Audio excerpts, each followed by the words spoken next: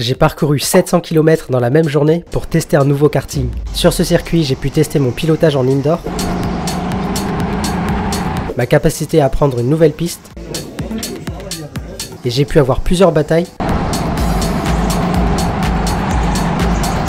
dont certaines qui ont mal tourné. Dans cette vidéo, je vous embarque avec moi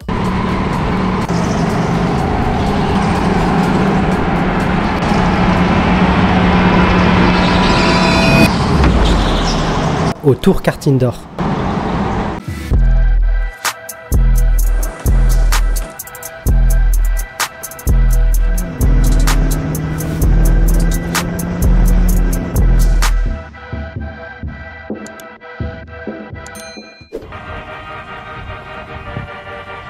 Yo les pilotes, c'est Spinos, bienvenue à tous dans cette nouvelle vidéo. Aujourd'hui ça va être une vidéo très spéciale parce qu'on a été invité par le Tour Kart Indoor à venir tester leur piste. Donc le Tour Kart Indoor, c'est pas la porte à côté puisque c'est à Tours. Nous on est actuellement à Bordeaux, donc on va pas tarder à se mettre en route. Mais voilà, je suis super content et ça devrait être une super journée aujourd'hui. Sachant qu'il y a précisément 351 km entre mon domicile et le Tour Kart Indoor, le voyage a commencé très tôt le dimanche matin. Mais comment est-ce qu'on en est arrivé à aller jusqu'à Tours? Il y a quelques semaines sur Instagram avec ma copine, on a décidé de poster un concept vidéo où je vous disais ce que je préférais entre deux choses. Outdoor parce que les conditions elles changent un peu plus, alors qu'en indoor ça change très peu, c'est juste par rapport à la température. Pour ceux qui connaissent pas la différence, le karting outdoor en gros c'est du karting en plein air, tandis que le indoor c'est du karting qui se fait en salle. La grosse différence entre le karting outdoor et le karting indoor, c'est que le outdoor, vu qu'il est en plein air, il subit les intempéries. Donc par exemple quand il pleut ou qu'il y a de la pluie, les conditions de piste elles changent, alors que le indoor ça change très peu. Et du coup c'est pour ça que dans la vidéo je disais que moi je préférais le outdoor. Suite à quoi Tanguy, qui est le community manager du Tour Kart Indoor, m'a contacté pour me dire que ça serait dommage de ne pas venir essayer leur piste qui est à Tours et qui est un karting indoor. Et du coup de fil en aiguille on a échangé quelques mails et nous voilà en route pour aller tester le Tour Kart Indoor. Donc je suis super content. Franchement je m'attendais pas à ce que je vive quelque chose comme ça un jour. Donc ça devrait être sympa cette journée. Pour l'instant il reste à peu près 3h30 de route. Donc on devrait arriver à 13h05 et le karting ouvre à 14h. Donc ça nous laissera le temps de faire quelques plans avant. De base on était censé arriver sur place vers 13h, mais avec quelques aléas du voyage, on a mis un peu plus de temps que prévu. Puis après 351 km parcourus et 4 heures de route, voilà qu'on arrivait enfin sur place, juste avant l'ouverture du karting. Bon du coup les amis, ça y est, on vient d'arriver à Tours et on est devant le Tour Kart Indoor. Là tout de suite on va rejoindre Tanguy du coup à l'intérieur. On va faire un petit peu connaissance pour qu'il nous parle de son métier et qu'il nous parle du karting en lui-même. Mais j'ai super hâte de rouler déjà. Salut Tanguy, tu vas bien? Ça va bien et toi? Ça va super. T'as fait bonne route? Ouais, bah écoute, je suis super content d'être là. Ça te dit qu'on parle un peu de la piste? Allons-y. Allez, let's go.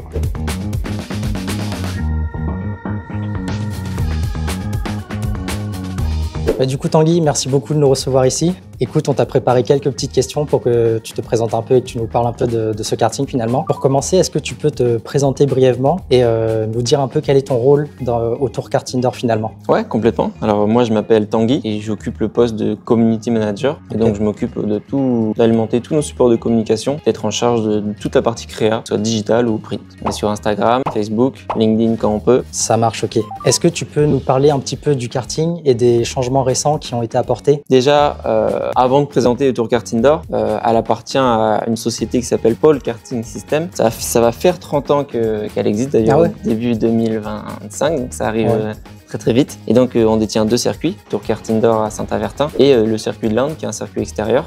Donc on est présent ici depuis janvier 2022. Donc on a eu un premier tracé, comme on a pu échanger tout à l'heure brièvement, qu'on a pu rechanger en juin 2024. On essaye forcément tous les jours d'innover et que l'expérience client soit la plus agréable. Tous les jours, faire en sorte de comprendre qu'est-ce qui va pas et puis avoir la meilleure expérience possible. Ok, ça marche. Selon toi, en quoi le Tour Kart Indoor se différencie-t-il vraiment des autres kartings? On essaye de se comparer le moins possible aux autres, parce que sinon on serait toujours, on va dire, fermé dans une même offre, un même service par rapport aux autres. On a un système de carte de membre pour l'achat de 3 sessions. Et donc, avec cette carte de membre, tu peux avoir tout ton récapitulatif, que ce soit tes temps. Ouais, c'est assez pratique. Finalement, ça permet de suivre son évolution. Ouais, exactement. De savoir quel objectif on va chercher après. Ouais. Est-ce que toi, tu as déjà roulé sur cette piste? C'est quoi ton meilleur temps dessus?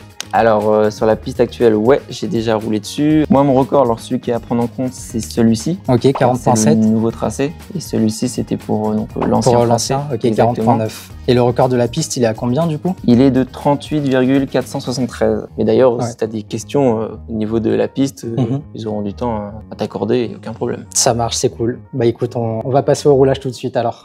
Et après avoir pris le temps de faire connaissance avec Tanguy et de découvrir le karting, c'était le moment pour moi de faire mes premiers tours de roue sur la piste. Avant de venir, j'avais vu sur le site que le record de la piste sur ce nouveau tracé était aux alentours de 38.4. Et au moment où j'enregistre cette vidéo, il est même passé à 38.1. Évidemment, je ne cherchais pas à rivaliser avec un tel chrono en venant rouler ici pour la toute première fois, mais je m'étais quand même fixé un objectif personnel. Réussir à passer sous les 40 secondes parce que pour moi c'était largement satisfaisant comme objectif. En revanche, ça n'allait pas être simple parce que j'étais pas tout seul en piste. Pour cette session, on était à peu près une quinzaine en piste, et globalement j'ai repéré 2 personnes qui avaient du rythme. Le pilote du kart numéro 20 et celui du kart numéro 18. En karting indoor, les pistes sont généralement plus étroites qu'en extérieur, donc il faut adapter son pilotage. Il faut passer le plus proche possible des barrières pour gagner de la vitesse, mais sans non plus les toucher. Et puisqu'on parle de contact, dépasser aussi devient plus difficile, même lorsqu'on est beaucoup plus rapide que le pilote qui est devant. À cause de l'espace réduit, c'est assez fréquent d'avoir un contact avec un autre pilote en essayant de le doubler, mais c'est pas pour autant qu'il ne faut pas faire attention. Et vous verrez à la fin de cette session que ça peut vite devenir très dangereux. Après quelques tours de découverte, je me retrouve seul derrière le pilote du kart numéro 20. Il a pas mal de rythme, mais des fois je le trouve un peu agressif avec les autres en piste qui ne sont pas forcément des habitués. De temps en temps, il fait quelques erreurs qui me permettent de me porter à sa hauteur, mais il parvient quand même à regagner du temps sur moi dans d'autres parties. On commence ensuite à avoir du trafic et le kart numéro 18 vient lui aussi se joindre à la partie. Mais je sens que j'ai plus de rythme que lui cette fois-ci. Même si ça me plairait de batailler sans fin avec eux, il faut quand même continuer à faire attention aux autres. En touchant la barrière, le kart numéro 18 perd son avance sur moi et je tente de recroiser sa trajectoire pour passer devant. Ça aurait été beau, mais j'ai dû lever le pied pour ne pas foncer dans le kart numéro 12. Il sait maintenant que je suis derrière lui et semble prêt à défendre sur moi, mais ça ne m'empêche pas d'avoir une meilleure sortie que lui sur ce virage et de le passer proprement par l'extérieur. Je veux maintenant aller chercher le numéro 20. J'ai presque une opportunité, mais je dois encore une fois lever le pied. Petit à petit, la situation commence à devenir très risquée car on arrive sur du trafic et dans certains moments, on essaie de comprendre s'il faut plutôt faire attention ou saisir l'opportunité d'être devant l'autre. Rapidement, je rattrape les cartes numéro 18 et numéro 5. Je tente alors de faire l'extérieur proprement au numéro 5 et l'impensable se produit.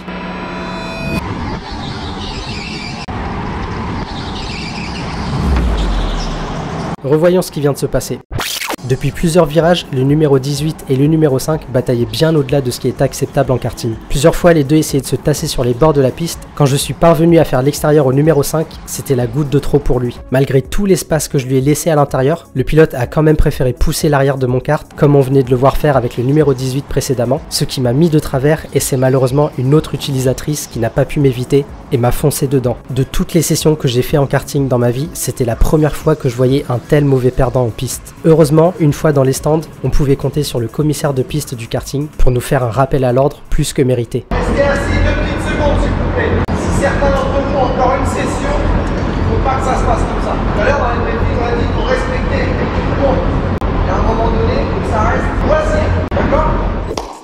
Bon, alors du coup, la première session est terminée. J'ai pas mal de ressentis par rapport à cette première session. On va d'abord parler de la piste. La piste en elle-même, elle est super fun. Les virages, il y a vraiment beaucoup de fluidité. Même si on est en indoor, que c'est peut-être un petit peu serré et que les virages aussi, c'est pas mal d'épingles, je trouve qu'on arrive quand même à conserver pas mal de vitesse dans les enchaînements. Et ça, c'est vraiment kiffant d'avoir pas mal de vitesse et de fluidité, même en étant dans une salle. Pour ce qui est de mon pilotage à moi, je pense que rapidement, j'ai compris les trajectoires à prendre. Ce qui est intéressant aussi avec les virages, c'est qu'on peut essayer de nouvelles trajectoires. Malgré le nombre de personnes et ma découverte de la piste, j'ai fait premier de ma session pour l'instant. J'ai fait un chrono en 40.4. Si déjà j'arrive à passer sous la barre des 40 secondes, ça serait déjà très cool pour moi. Maintenant, le gros point négatif de cette première session, c'est qu'on était pas mal en piste. Il y avait pas mal de niveaux différents. Globalement, je pense qu'il y avait 2 pilotes qui étaient assez rapides. Par contre, tout le reste, c'était des gens qui n'étaient pas habitués au karting. Des fois, dans nos batailles, je pense qu'on faisait pas trop attention. Et comme on l'a vu, malheureusement, à la fin, ça s'est terminé pour moi avec un gros crash en plein dans les côtes. Il faut vraiment faire attention au niveau des gens. Mais sinon, j'ai vraiment hâte de faire la deuxième session. J'espère qu'il y aura moins de monde et que j'aurai plus l'occasion d'aller chercher un chrono en dessous des 40 secondes. Pour l'instant, je vais me reposer un peu parce que je vous avoue que j'ai un peu mal, mais ça va aller. J'ai rien du tout.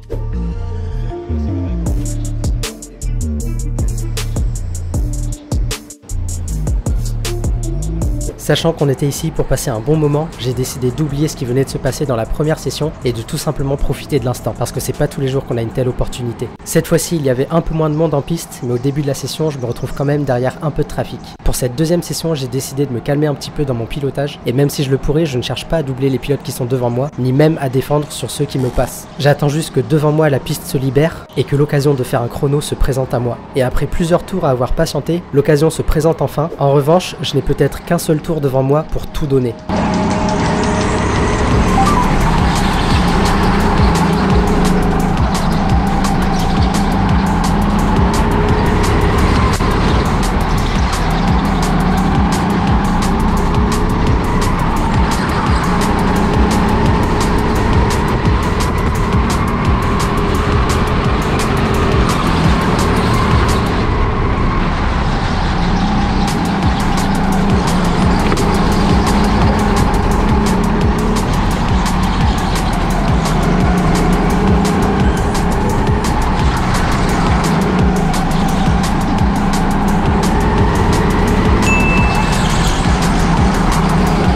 39,875 secondes. J'avais atteint mon objectif qui était simplement de faire en dessous des 40 secondes. Ah, c'était cool, hein. Cette fois-ci c'était plus calme, mais c'était bien mieux. Cette fois je faisais plus attention aux autres et j'essayais de me concentrer sur moi-même, donc ça allait. Après je pense pas que j'ai battu mon chrono tout à l'heure. C'est plus lent? Ah ouais? Oui. Non. Si. Ça va? Ah ouais, cool. Donc maintenant que c'était bon pour moi au niveau du chrono, il fallait quand même que j'essaye de m'amuser un petit peu avec les autres. Troisième et dernière session. Cette fois-ci, je change un petit truc à mon poste de pilotage. Je rajoute un baquet en mousse à mon kart pour ne pas être secoué de gauche à droite dans les virages et surtout pour protéger un petit peu plus mes côtes. C'était plutôt confortable, mais ça changeait aussi pas mal de ma position de pilotage car j'étais un peu plus haut et un peu plus proche du volant que d'habitude. Cette dernière session, je cherche juste à profiter de l'instant. Si je peux doubler, je le fais. Si je peux défendre, je le fais aussi. Et si j'ai l'occasion de faire un tour propre, pareil, je le fais.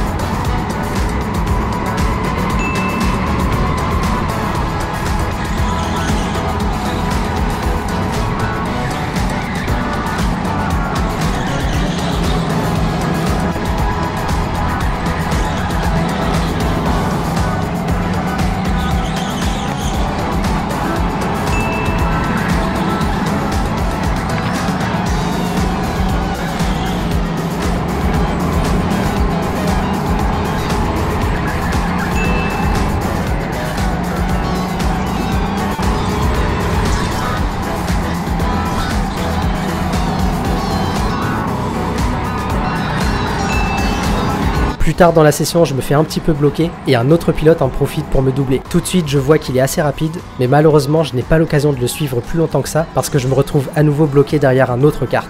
Globalement, je passe une bonne session avec les quelques dépassements extérieurs que je fais. Pour une raison que j'ignore, je ne parviens pas du tout à améliorer mon chrono. En fait, je fais même 7 dixièmes plus lent par rapport à mon 39,8.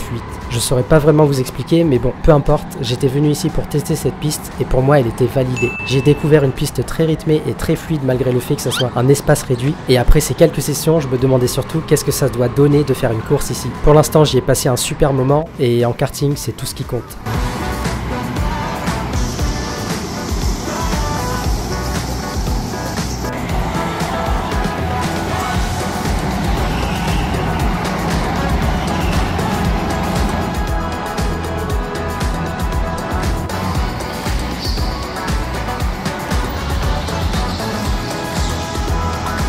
C'est la fin de mes sessions. Lors de la deuxième session, j'ai fait mon meilleur chrono de la journée. J'ai tourné en 39,8 je crois. Voilà que c'est fait, donc je suis super content par rapport à ça. Pour la troisième session, j'ai pas réussi à améliorer. J'ai fait pire que la deuxième session. J'ai fait 40,5 et cette fois-ci, j'ai pas eu le meilleur temps de la session puisque les deux premières sessions, en gros, j'étais premier. La troisième session, j'étais deuxième derrière quelqu'un qui était 4 dixièmes devant moi, je crois. Donc beaucoup de fun. Quand même pu taper quelques dépassements, même si le chrono n'était pas là. Maintenant, on va retrouver Tanguy pour clôturer la vidéo. Mais en tout cas, c'était super cool. Donc du coup les amis, c'est la fin de la vidéo. Franchement, je me suis super bien amusé. Tanguy, merci beaucoup pour l'invitation. Merci de m'avoir fait découvrir cette piste qui est juste géniale. J'ai vraiment hâte de revenir ici un jour. Peut-être pour une course, puisque je me disais que les courses, ça avait l'air super intéressant ici. Bah déjà, merci à vous de vous être déplacés. Et sinon, ouais, pour nos événements, on a une endurance du Téléthon de 2 heures le vendredi 6 décembre à 19 h. Ok. Donc 25% de votre inscription sera reversée au Téléthon. Le bon moyen de s'amuser et de faire une bonne action en même temps. Exactement. Donc du coup, vous avez entendu les amis, c'est le 6 décembre si vous voulez participer à cette course. En attendant, nous, on a de la route à faire puisqu'on va retourner à Bordeaux, c'est pas la porte à côté.